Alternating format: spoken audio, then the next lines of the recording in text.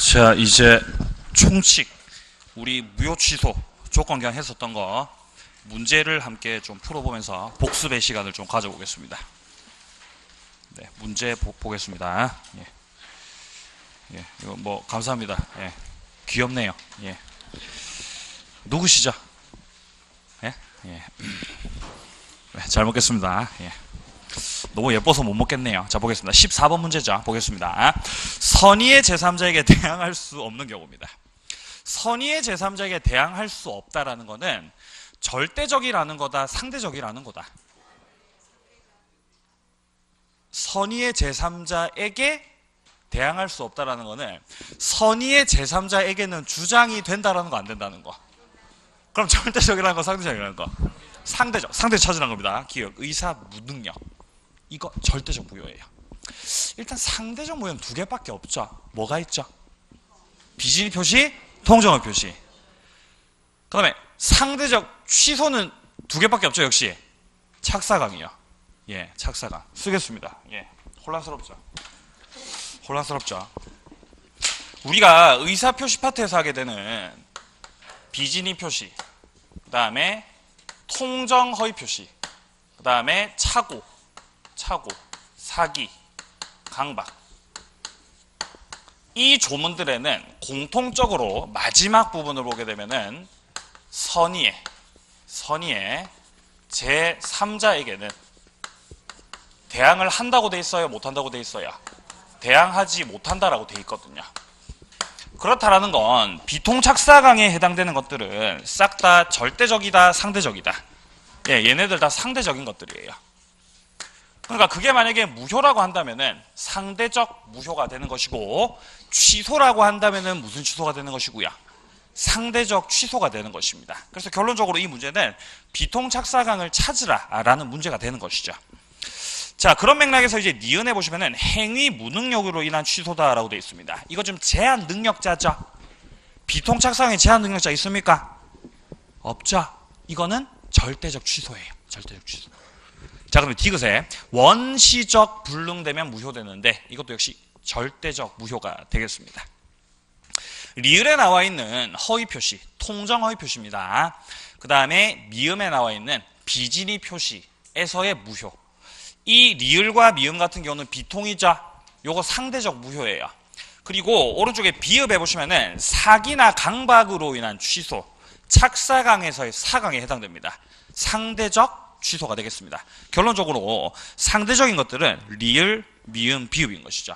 정답은 4번입니다. 4번. 네, 정리되십니까? 비통착사강 상대적. 이거 아시면 풀 수 있었던 문제. 그 다음에 15번 보겠습니다. 법률행위 무효 취소 맞는 겁니다.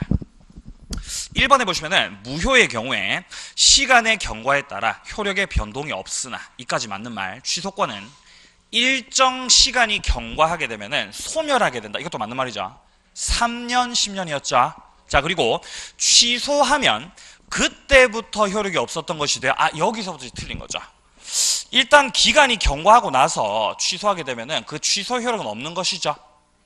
기간이 경과했으니까요. 3년, 10년 지났어요.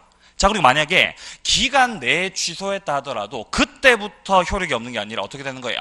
소급해서 효력이 없게 되는 거죠. 그래서 이제 1번은 틀렸습니다. 자, 그럼 2번입니다. 하나의 법률행위에 무효와 취소의 원인이 모두 포함되어 있는 경우에는 각각의 요건 증명하셔가지고 무효 취소를 주장하실 수가 있다라고 되어 있습니다. 예를 들어 갑이라는 사람이 법률행위를 했습니다. 근데 이 갑이 예를 들어서 미성년자예요. 이 미성년자 같은 경우는 제한 능력자지 않습니까? 그러니까 취소할 수 있는 사유에 해당되는 거죠. 근데 만약에 이 미성년자가 술 취했다면, 이 미성년자가 만약에 만취자라고 한다면, 그 당시에 술 취해가지고 하셨다라고 한다면 이건 의사 무능력이죠. 그러니까 술 취한 미성년자 같은 경우는 취소 사유에도 해당이 되고, 또 어디에도 해당이 되고요? 무효 사유에도 해당이 되고요. 그러면은 여기서의 갑은 무효 주장을 하셔도 되고, 제한 능력자로서 취소권 행사를 하셔도 되고, 예, 각각 요건을 입증하셔서 주장하시면 된다라는 맥락입니다. 그러니까 맞는 말입니까? 네, 맞는 말. 2번 맞는 말입니다. 자, 그다음에 3번 보겠습니다. 무효와 취소는 법적 평가를 달리하기 때문에 하나의 행위에 대해서 무효와 취소가 경합되지 않는다. 아니요, 경합될 수 있습니다. 2번하고 3번은 지금 다른 말하고 있는 거죠. 맥락은 같아요. 네, 술 취한 미성년자는 경합되는 것이다. 자, 그다음 4번입니다. 법률행위 일부분이 무효라고 한다면은 원칙적으로 해당 부분만 무효다가 아니라 원칙적으로 전부 다 무효죠. 일부 무효는 전부 무효다. 맞습니까? 예. 근데 예외적으로 이렇게 될 수도 있는 거죠. 그 두 가지 뭐 필요했었죠? 첫 번째, 예, 가정적 의사. 나머지를 유효로 남겨놓겠다라는 가정적 의사. 또 뭐가 있으면요? 분할 가능성. 자, 가정적 의사랑요 쓰겠습니다. 자, 가정적 의사. 나머지만이라도 유효로 하겠다라는 이 의사. 그리고 분할 가능성. 이게 있다라고 한다면은 일부가 무효일 때 전부가 무효가 아니라 나머지는 유효로 남을 수가 있는 거죠. 예, 그쵸. 자, 그리고 5번 보겠습니다. 무효와 취소는 특정인의 주장이 있는 경우에 비로소 처음부터 효력이 없는 것으로 되는 점에서 일치한다. 이거는 지금 취소에 대한 설명이죠. 취소권을 주장하면 무효되는 거죠. 자, 그런데 이 무효라고 하는 거는 특정인의 주장이 있든지 말든지 그냥 효력 자체가 없는 거예요. 자, 다시 한번. 지금 선답 5번에서 말하고 있는 특정인의 주장이 있었을 때 비로소 효력이 없는 것으로 다루어지는 것은 취소에 대한 설명입니다. 취소. 취소권 행사하면 이제 무효가 되는 거죠. 근데 애시당초 원래부터 효력이 없는 이 무효라고 하는 건 효력 자체가 원래부터 없는 거기 때문에 주장하든 안 하든 뭐다? 무효다. 주장하셔도 무효, 안 하셔도 무효, 그냥 무효다. 자, 그래서 5번은 틀렸습니다. 자, 그 다음에 16번 문제를 보겠습니다.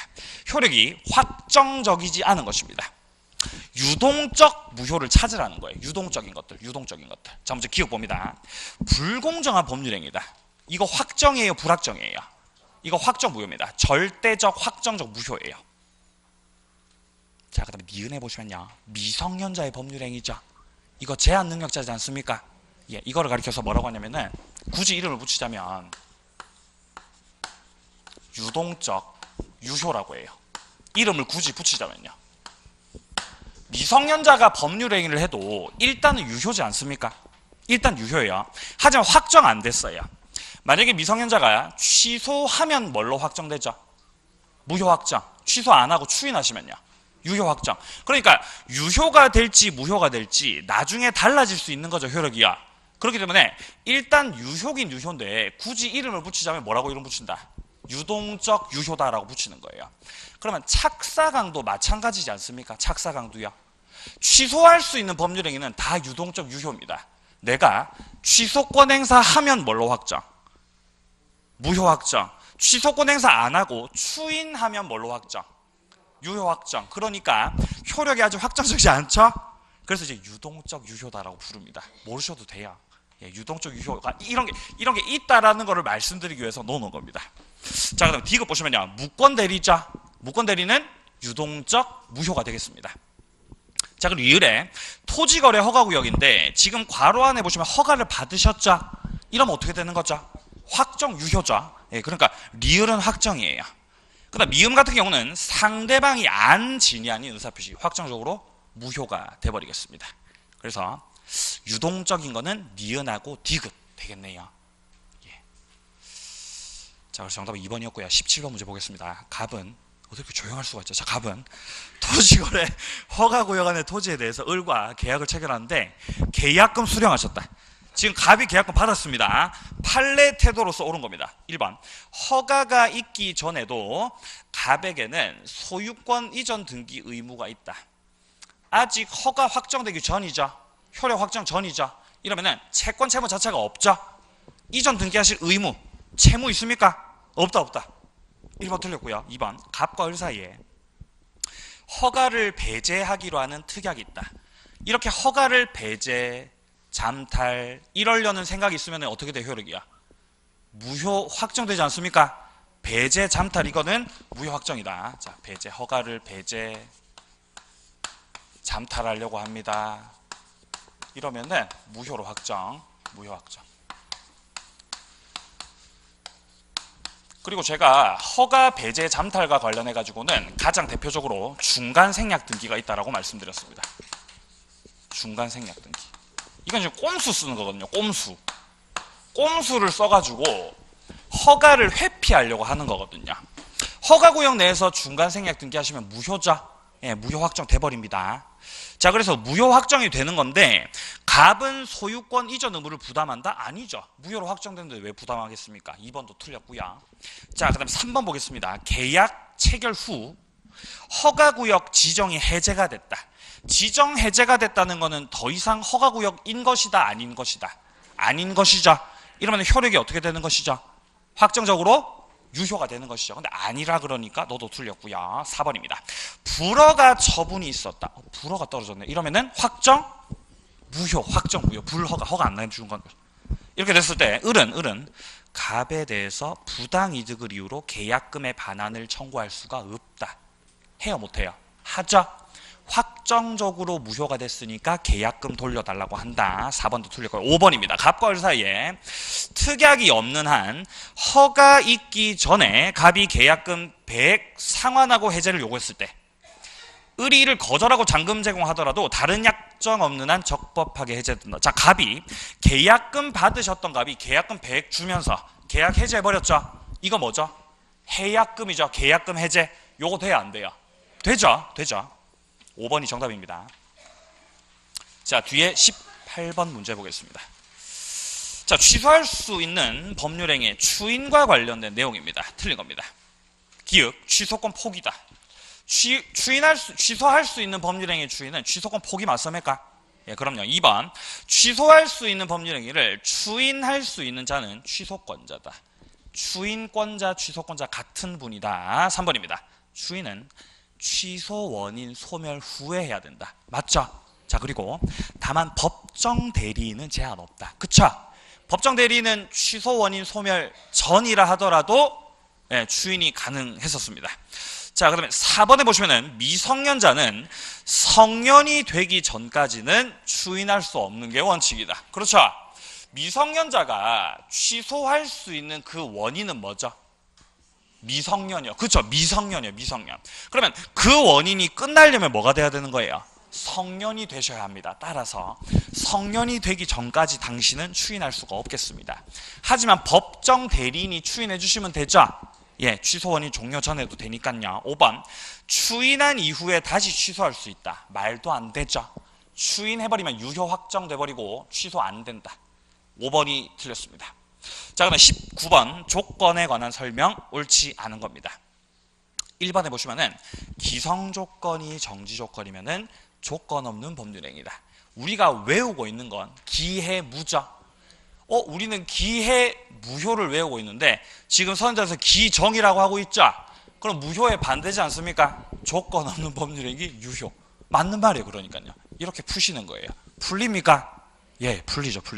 자, 2번 당사자 합의에 의해서 조건 성취의 효력을 조건 전에 소급시킬 수 없다. 원칙적으로 조건에는 소급표 들어가면 안 되죠. 자, 그런데 당사자들의 특약을 통해서 소급표 넣을 수 있습니까? 넣을 수 있죠. 근데 넣을 수 없다 그러죠. 2번 틀린 거예요. 당사자 합의에 의해서 성취 전에 소급시킬 수 있다라고 해야 맞는 말이죠. 소급표 넣을 수 있다. 근데 기한은 소급표 절대 못 넣는다 그랬죠? 네, 기한은 절대적으로 안 돼요. 자, 그래서 2번이 틀렸고요. 3번입니다. 불법 조건이 붙어있는 법률행위는 조건만 무효가 아니라 전부가 다 무효다. 맞습니까? 예, 조건만 따로 무효 이런 거 안 되고 법률행위 자체가 다 무효입니다. 4번입니다. 유언에는 조건을 붙일 수가 있다라고 돼 있는데 일단 이 유언 같은 경우는 단독행위죠. 단독행위. 유언은 단독행위입니다. 단독행위에는 원칙적으로 조건을 붙일 수가 없습니다. 그런데 상대방에 뭐가 있을 때, 상대방의 동의가 있을 때, 상대방의 동의가 있던지 아니면은 상대방에게 뭐만 줄 때, 이익만 줄 때, 상대방에게 이익만 줄 때, 이 경우에는 단독행위에도 뭐 붙일 수 있어요? 조건을 붙일 수가 있는 거죠. 자, 그리고 특히 이 유언 같은 경우는 상대방한테 이익만 주는 거지 않겠습니까? 조건을 붙일 수가 있어요. 그래서 따라서 맞는 말이고요. 자, 그럼 5번 보겠습니다. 불능 조건이 해제 조건이다. 우리는 불정무를 외우고 있었죠. 자, 근데 불해저 반대인 거예요. 이러면은 조건 없는 법률행위로 된다. 즉 무조건으로서 이거는 유효가 되는 것이다. 그럼 맞는 말이죠. 예. 자, 그래서 정답은 2번이었고요. 그 밑에 20번 문제는 물권적 청구권과 관련된 내용들이기 때문에 물권적 청구권과 관련된 내용들을 보고 마지막에 풀어보도록 하겠습니다. 자, 이제 우리는 물권법으로 들어가 보겠습니다. 물권법입니다.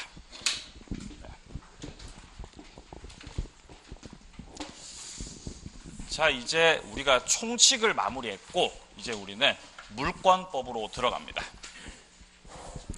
우리가 공인중개사 민법에서 중점적으로 공부하는 권리는 재산권입니다. 재산권. 재산권 중에서도 물권이 있고 그 다음에 채권이 있는 것이죠. 일단 물권이라고 하는 것은 물건에 대한 권리죠. 물건에 대한 권리로서 이 물건을 지배합니다. 물건을 지배하는 권리가 바로 물권 되겠습니다. 물권. 그래서 우리가 지배권이다라고도 부르고요. 이에 반해서 채권이라고 하는 것은 사람에 대한 권리입니다. 사람에 대한 권리. 근데 사람을 지배할 수는 없지 않겠습니까? 따라서 채권은 사람에게 일정한 행위를 청구한다. 일정한 행위를 청구하는 것이다. 이게 채권입니다.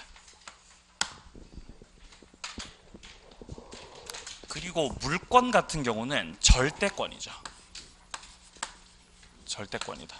절대권의 뜻은 누구에게나 주장 가능하다. 물권의 가장 대표적인 것은 소유권이 있지 않겠습니까?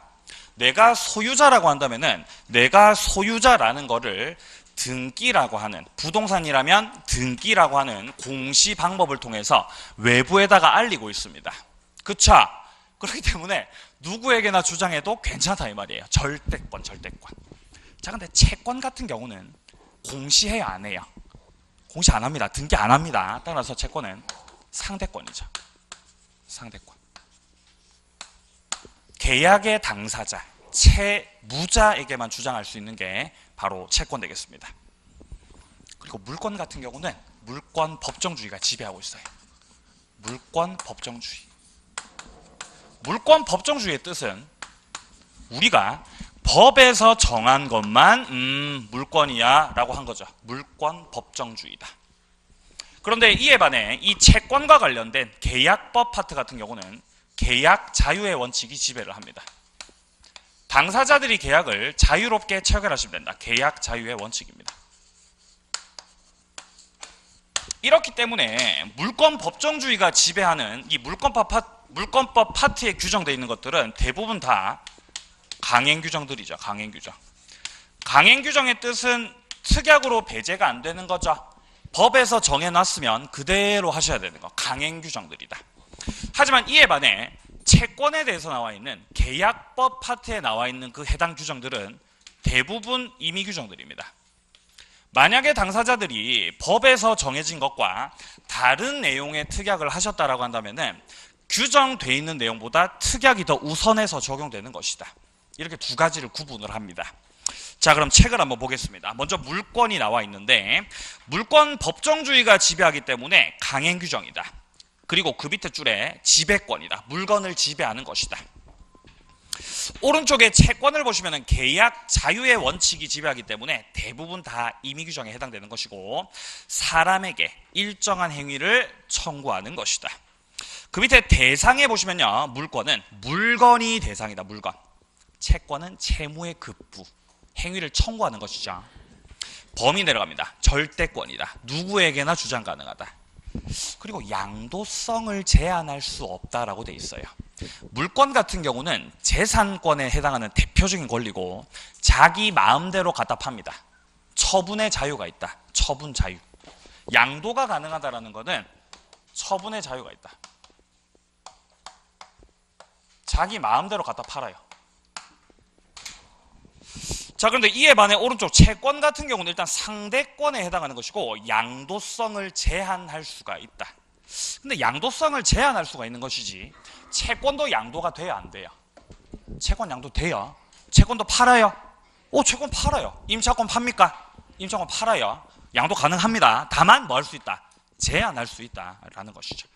자, 그다음에 효력 내려가셔가지고 물권에서 우선적 효력이다라고 되어 있는데 이 물권이라고 하는 거는 채권에 비해서 우선적인 효력을 갖습니다. 그게 이제 우선적 효력이고 추가합니다. 효력에다가 물권은 또한 물권적 청구권이 있죠. 물권적 청구권. 물권을 물권답게 만드는 게 바로 물권적 청구권이 되겠습니다. 자, 그리고 채권은 채권자 평등의 원칙이 있다.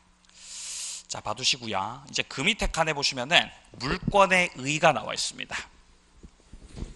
자, 여기서 우리 오늘 받으신 그거 있지 않습니까? 정오표. 정오표에서 첫 번째 표보세요. 정오표 첫 번째 표. 정오표 첫 번째 표에서 그 밑에 세 번째 칸하고 네 번째 칸 있죠? 거기 내용이 완전 망가진 거죠, 지금. 미쳤죠, 지금.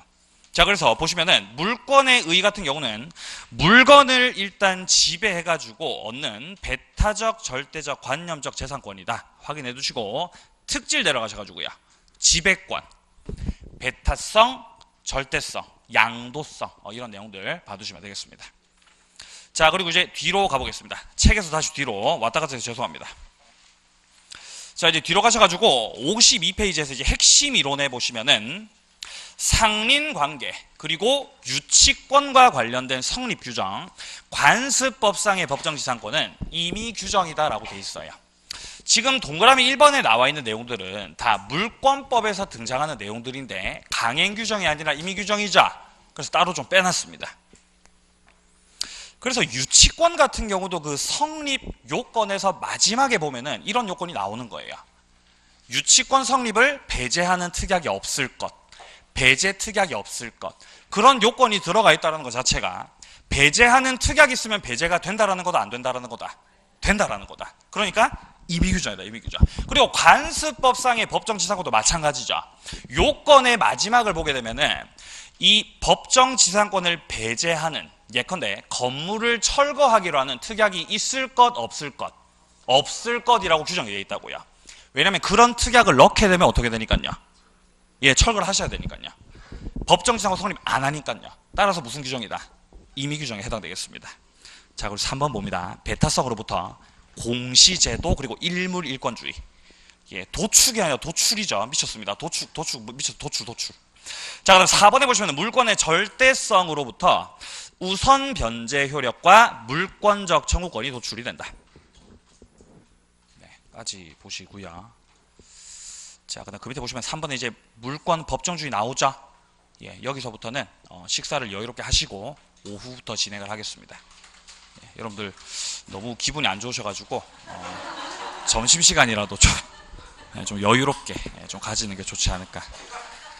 3시부터 해서 5시까지 끝까지 안 하고 조금 빨리 지금 마치고 방향으로 하도록 하겠습니다. 식사 맛있게 하시고요. 3시부터 또 시작하겠습니다. 식사 맛있게 하세요.